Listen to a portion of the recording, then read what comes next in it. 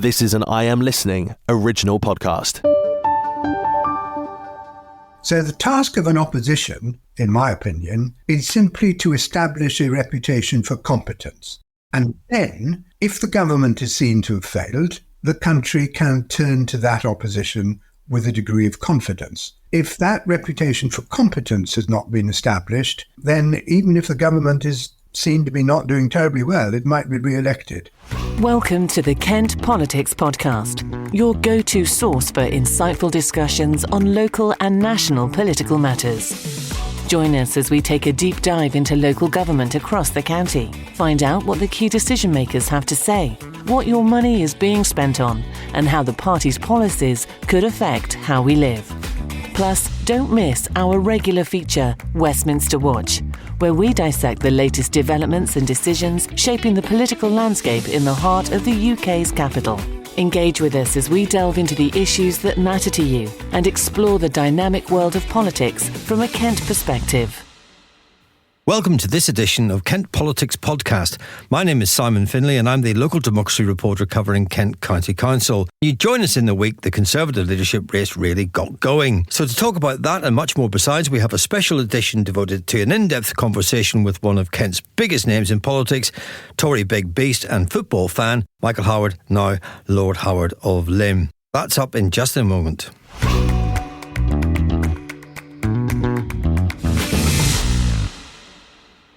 Michael Howard, Lord Howard of Lympne, has been the feature of Kent political life for more than 40 years. He was elected in 1983 as MP for Folkestone and Hythe, and during his 27 years in Parliament he served in the cabinets of Margaret, Thatcher and John Major, latterly as Home Secretary. He went on to lead the Conservative Party into the 2005 general election and is credited with turning his ailing party's fortunes around. After standing down as an MP in 2010, he was elevated to the House of Lords, and these days he splits his time between his homes in Kent and London. Michael Howard, welcome to the Kent Politics Podcast. Thank you very much, Simon. Good to be with you. And thank you very much indeed for agreeing to come on. Let's get straight to it. The result on July the 4th was every bit as bad as all the polls suggested, and Labour won the election with a massive landslide and decimating the Conservative Party to 120 odd seats. Is there any future for the Conservative Party now? Yeah, of course. The Conservative Party is the oldest and most successful political party in the world, and it's been able to recover from many defeats before. And although you said the result was every bit as bad as the polls predicted, that's not quite the case. The polls predicted a 20-point gap between Labour and the Conservatives. The actual gap was 10 points. That wasn't reflected in the number of seats because, as you know, we have a first-past-the-post system. But a lot of Labour seats were won with very small majorities. So I'm not making any predictions about the outcome of the next election. But I'm quite sure the Conservative Party can and will recover.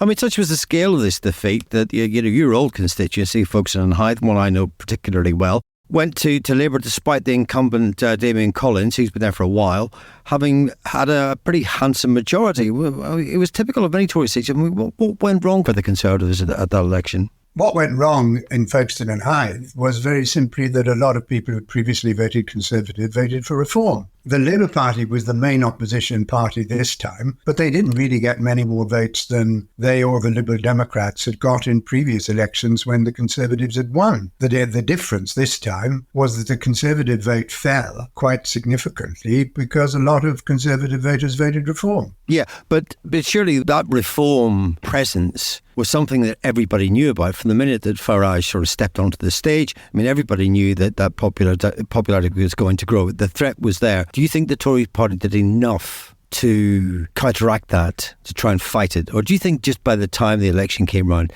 the Tories had already lost? I think it was probably the latter. I think probably the case. There was one of the ministers in the last government wrote a very interesting article recently, and I think it was the Sunday Times, about the effect of the polls, that when the polls have been telling people for a long time that a Labour victory is inevitable, it's a kind of self-fulfilling prophecy, and it influences the way people vote. And I think there may be something in that. Really? Yeah. Don't you think it's anything to do with the fact that the Boris Johnson years were absolutely chaotic? People were. Of course, I'm not blaming the Poles, single-handedly for the Conservative defeat. No. There were two things. If you look at the Poles and what happened, it's very clear. Before Partygate, we were sort of more or less neck and neck with Labour, not a great deal in it. After Partygate, there was a big dip. And then after Liz Truss, there was another big dip. And those were the two things which I think really made a Labour victory inevitable.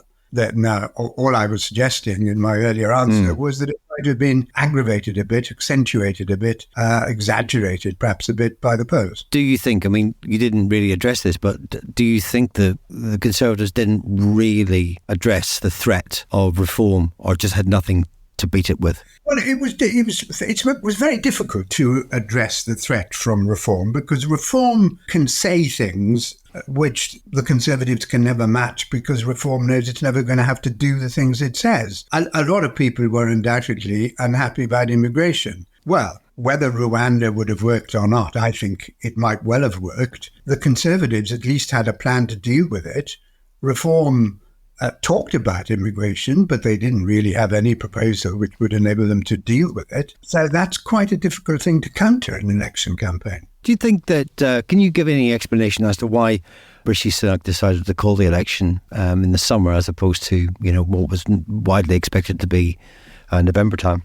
I don't know. I wasn't privy to his thinking, nor am I now, and I can't answer that question. You were a leader of the opposition at a time when you were the third Conservative leader after the 1997 general election. Just for the benefit of the listeners who maybe not familiar with that, but what was the sort of circumstances of you becoming the leader of the Conservative Party back in 2003? Well, I became leader after Ian Duncan-Smith lost a vote of no confidence. And we were in quite a bad way at that time. It's a long time ago now, 2003 when I took over.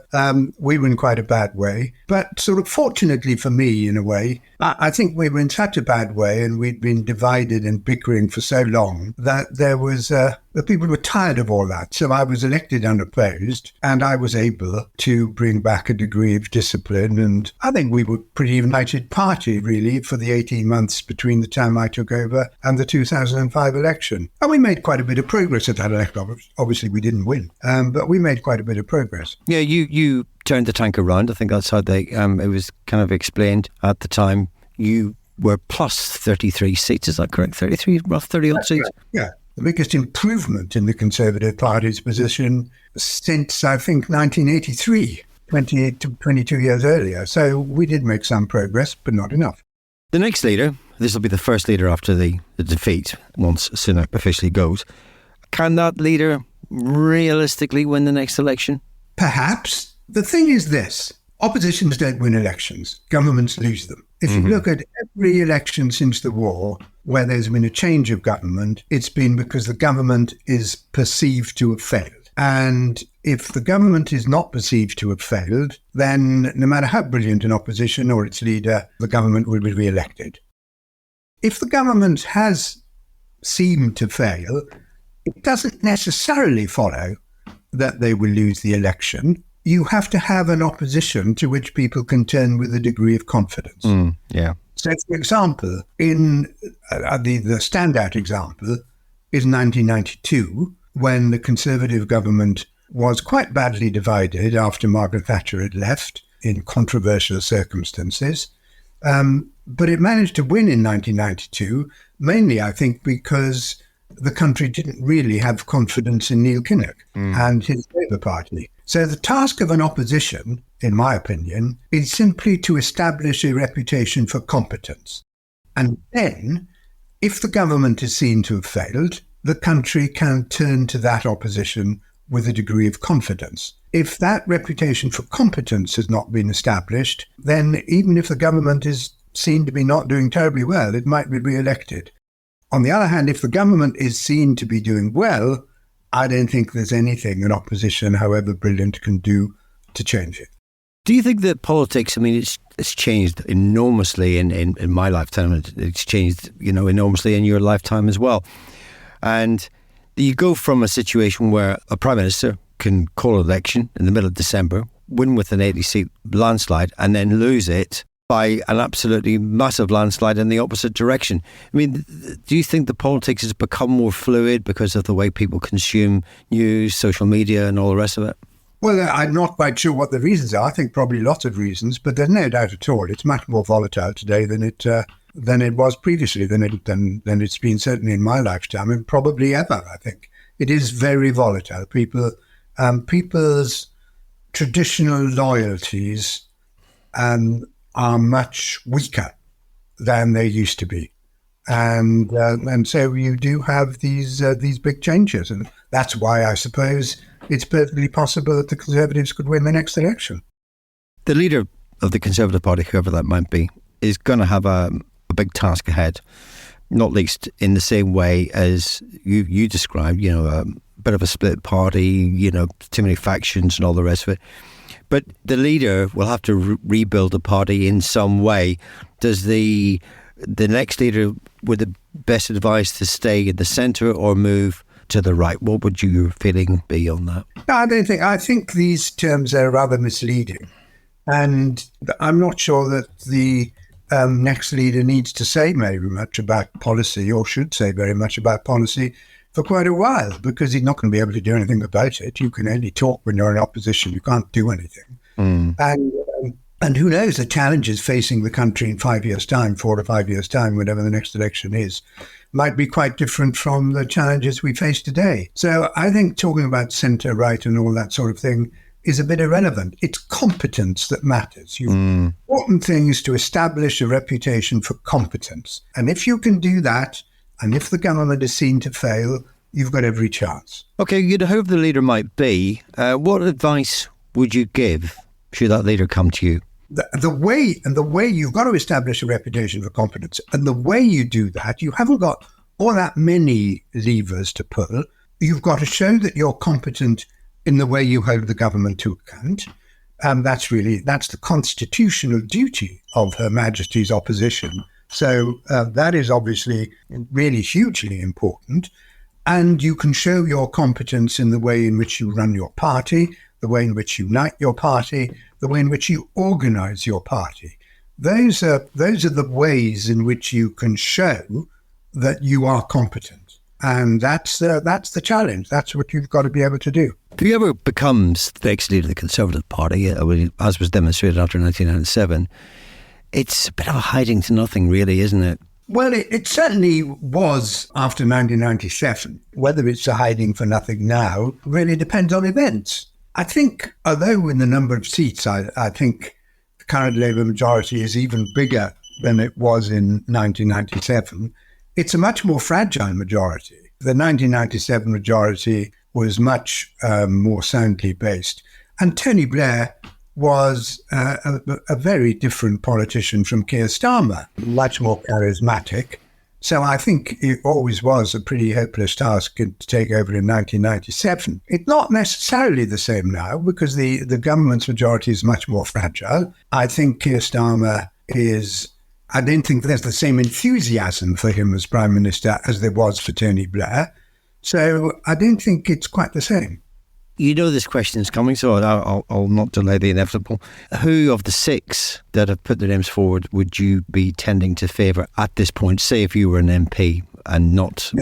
I'm not going to... I'm afraid I'll not answer that question, because I'm not going to endorse anyone in this campaign. I don't think it's right for former leaders to endorse people in subsequent leadership campaigns. And the only exception I made to that rule was when Rishi Sunak was up against Liz Truss, because I knew Liz Truss would be an absolute disaster. So I broke my rule, and I did campaign quite actively for Rishi in that campaign, to no avail. But I'm now reverting to my rule, and I'm not going to endorse anyone. Is there a topic that you would like to be discussed on the Kent Politics podcast? Perhaps you've got a question for one of our panel, or you'd like to comment on a hot topic in local or national government. Get in touch by emailing or sending a voice note to kentpoliticspodcast@thekmgroup.co.uk.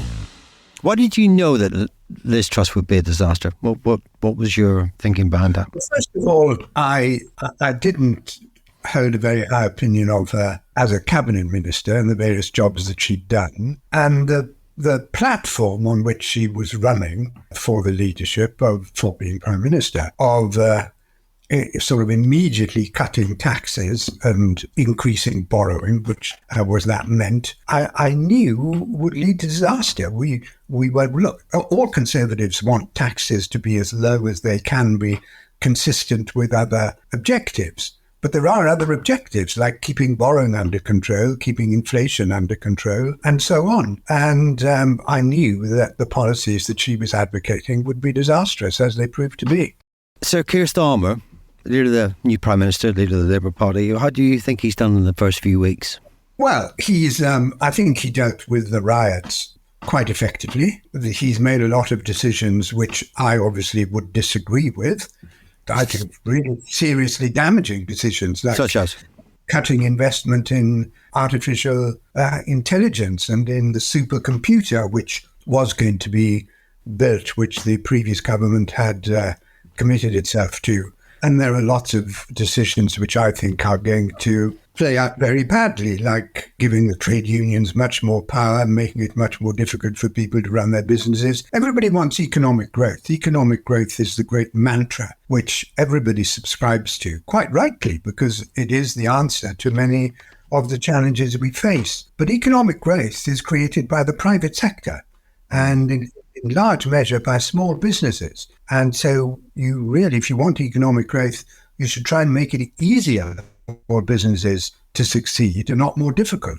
And what Keir Starmer and his government are doing is to make it much more difficult for those businesses to succeed.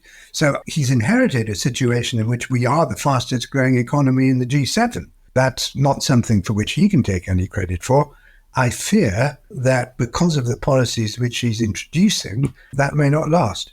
Well, you were fairly staunchly right-wing when you were Home Secretary, and I think you famously said once Blair got in, he said, "I know what causes crime, criminals." And but you must have been impressed with the way the rioters have been dealt with, fast-tracked into court and sent straight to prison, no probation reports or anything. They went straight to jail. It was clearly an area of government that Keir Starmer is quite familiar with, having former DPP. No, I agree. I said in my previous answer that I thought he dealt with the riots pretty effectively. But does it not also beg the question that if they can do this for the riots, why can't this be happening all the time? Because the challenges are very different.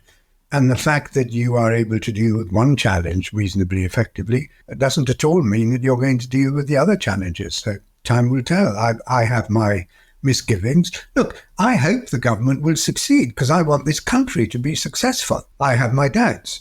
And whether those doubts will be proved to be well-founded or whether I'm wrong, time will tell. Yeah.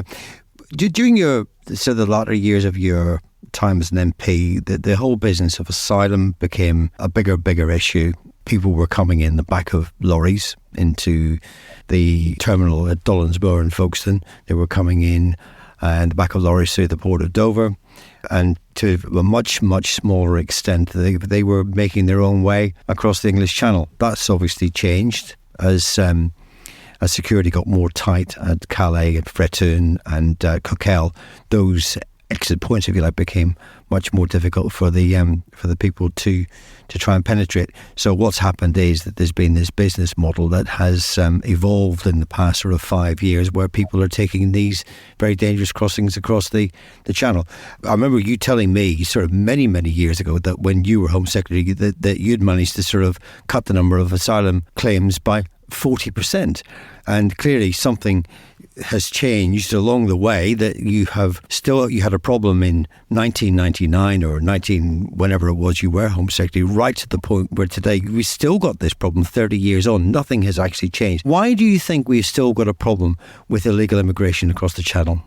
Well, because we're a very attractive destination for people who come from countries that are much less well off than we are. And in recent years, we haven't found an effective way of deterring them.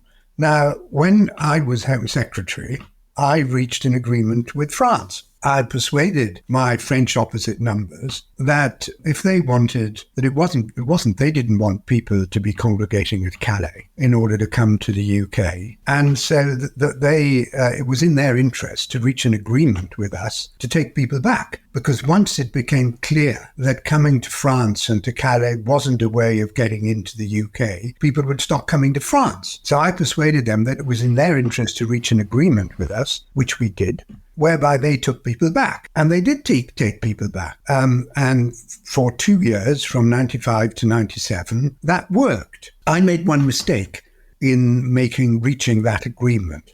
This gets a bit complicated. So you have there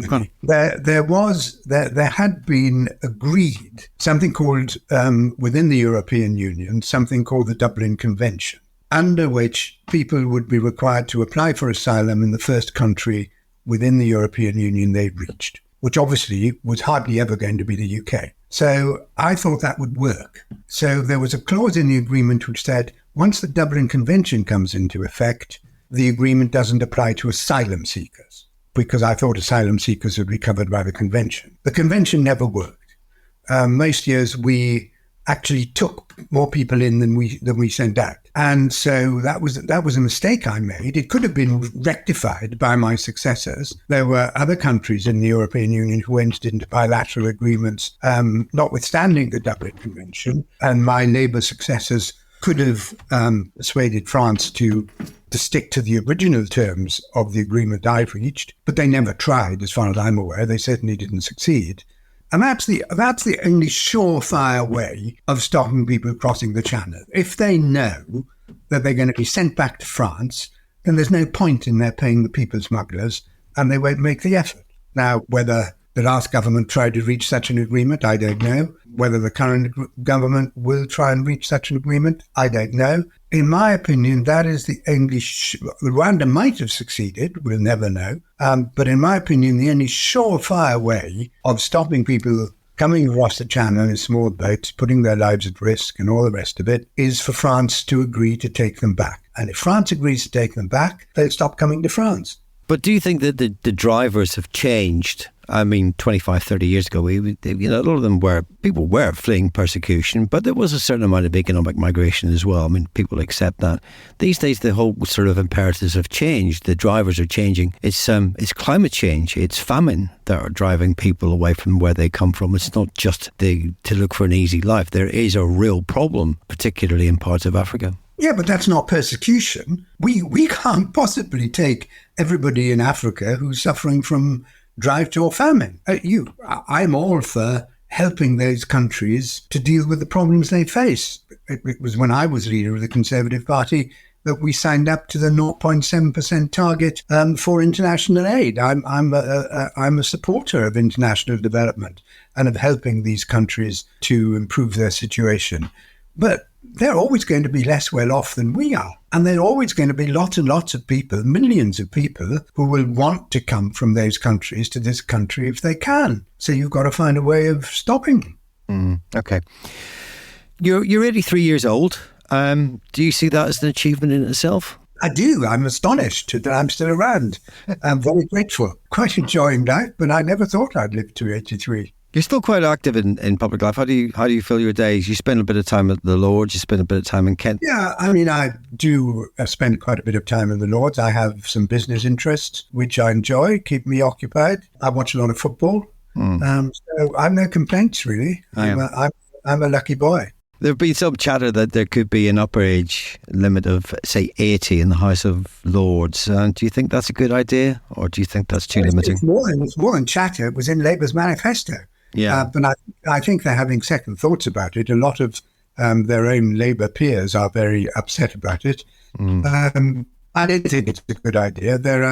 There are many people over 80, well over 80, who make a very substantial contribution to the workings of the House of Lords. I remember James Mackay, former Lord Chancellor, who was well into his 90s. I was always listened to with enormous respect in the House of Lords because he had vast experience, a hugely intelligent man, and what he said was always worth listening to and worth heeding. So I think that would not be a very good idea. There's a lot of noise about the House of Lords being too big and, second biggest legislative chamber in the world after the People's Congress in China. That's true, but it's largely irrelevant because a large number of peers never turn up. And the House of Lords does the work of scrutinising legislation, which is very, very important. The House of Commons used to do it, but it hasn't done it ever since Tony Blair in 1997 introduced automatic timetabling of legislation. Before then, people used to spend in the House of Commons hours going through every bill line by line. And that's scrutiny, which is very important. It's a job of the legislature. Once automatic timetabling was introduced in the House of Commons, that really stopped. There's no automatic timetabling in the House of Lords, and the House of Lords does scrutinise legislation very effectively. That is its main function, and it discharges that function very well. You were born in South Wales. Your father was Romanian, and you came from a Jewish background. You passed your 11 plus at a grammar school, went to your grammar school, and then you got a place at Cambridge University and became a barrister before entering Parliament in 1983. What was your journey into politics? How did you get into the Conservative Party? I was interested in politics from quite a young age, but I didn't really do anything about it until I got to Cambridge. There's some sort of myth that I joined the Young Conservatives at 15 or something. I didn't ever do that. But when I got to Cambridge, there were a whole host of us there, names you will recognise: Ken Clarke, Norman Lamont, John Gummer, Norman Fowler, Leon Britton. We were all there. We were all active in university politics, in the Conservative Association and the Cambridge Union. And we're still friends, rather remarkably, although we don't always agree on things. But we're still friends. We still had a sort of annual reunion dinner, believe it or not. And that's when I really got involved in politics. Since your time in Parliament, I mean, it's been 1, 2, 3, 4, it must be about 10 prime ministers, so there's from Thatcher through to Starmer. Who would you say has been the most impressive prime minister in that time? Oh, Margaret Thatcher, by a country mile. Margaret Thatcher was, in my opinion, the peacetime equivalent of my great hero Winston Churchill. In 1979, when she took over, we were the sick man of Europe, and people thought that nothing could be done about it. I remember a great guru of the age saying, just before the 79 election, that it's all going to be disastrous because either the next government after the 79 election will not even try to do something about it, in which case the decline will continue, or they will try and do something about it and then they'll become so unpopular that they'll be kicked out. And that was the conventional wisdom. And she changed all that. She did try and address the problems. She did many things which were unpopular, but the country, I think, responded to the fact that she had a clear vision and that she was a determined leader, and she was determined to do what she thought was best for the country. She's a very controversial figure still, of course, but I think she was a very great prime minister. You're credited as being the person who sort of spotted the promise of David Cameron. Do you take that? That particular accolade? Well, I was very impressed with David from the first time I came across him when he used to work in the research department, Conservative research department, and if I was going to appear on Question Time or any questions, he would be one of the people who'd come along to brief me. So I was very impressed with him from the first time I met him. He then became Norman Lamont's special advisor. And then when Norman Lamont left the government and was succeeded as Chancellor by Ken Clarke, Ken had his own special advisor. And he phoned me up and he said, there's this chap, David Cameron, and he was Norman's special advisor, and I've got my own special advisors. Do you know anyone who will take him as special advisor? And I said, I'll take him like a shot. And so he came to work for me for a year or so as one of my special advisors when I was Home Secretary. There is a story out there, and I don't know whether it's true or not, that you were at a lunch once with David Cameron's mum, and you pointed to David Cameron, who was sitting at the same table, and said, he's going to be Prime Minister one day. Is that true? I think I probably said he could be Prime Minister, but in essence it's true, yes. I've never asked you about that, so I wasn't quite sure whether that story was just apocryphal or not. So there you go. One of your abiding passions outside of politics and family has been football, in particular Liverpool. You've lost Klopp. What's it going to be like this season, do you think? Oh, I'm very optimistic. The key thing is that Michael Edwards has returned. Now, Michael Edwards, you've probably never heard of Michael Edwards, and most people haven't. But Michael Edwards, when he was at Liverpool before, was the data king. And he really used data to identify players in a way that had never really been done before in football. And, it was because of him that we bought very inexpensively by today's standards players like Mo Salah as a standout example, and there were many others. And then Michael Edwards left Liverpool and didn't do anything for 2 years. Many clubs wanted to hire him, but he said no. And now he's come back to Liverpool and he's in charge of football. Mm-hmm. And I think that is the most significant thing that has happened. And so I have every confidence in him.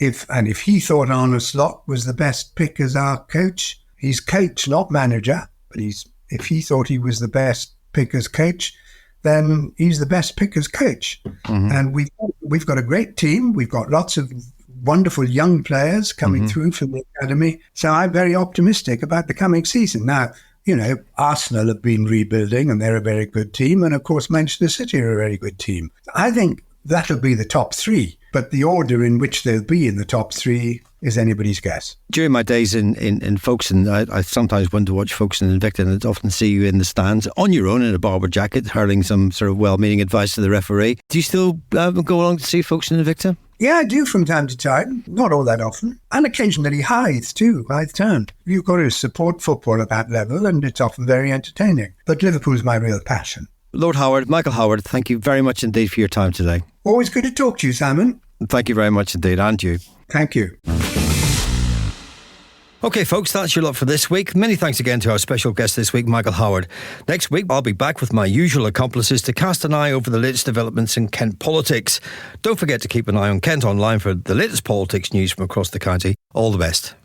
Thanks for listening to the Kent Politics Podcast. Don't forget to check out stories throughout the week on the politics page of Kent Online. And you can watch the Kent Politics Show with Rob Bailey on KMTV every Friday at 5 p.m.